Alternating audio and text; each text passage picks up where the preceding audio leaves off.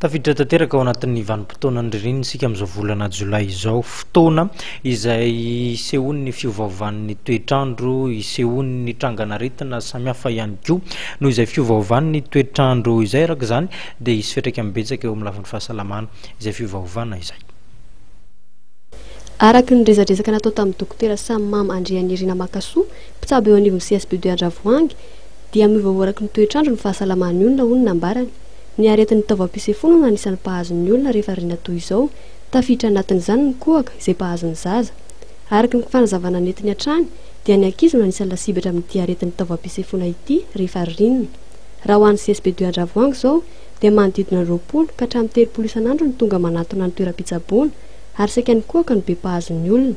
Manoloan'izany dia misy hatrany ny sosokevitra sy ny torohevitra omen'ny mpitsabo mba hisoroana amin'ny aretina. Fa tsara aloha dia miaraka ilay lazaiko teo sakafo mitondra otrikaina na ny voankazo zany indrindra fa nefa ny olona tsy voatery ahazaka iny an'izany daholo. Anisan'ny manampy amin'ny reheroeti-miasa ny fihinana sakafo ara-pahasalamana, eo ihany koa ny fihinana voankazo izay mitobaka eny amin'ny tsena. Manoloan'izany anefa dia miaina ireo mpanjifa ny voankazo iny ambaran'ny ity mpivarotra iray izay sendrana ity. Fa efa ny olona mividy zao an tena miaina dia miaina mihitsy.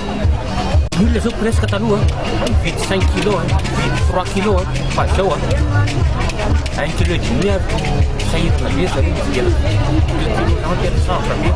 Ankavitrina zany ianao malako hoe 2 kilo zany tonga dia 2 kilo eo fa demi kilo.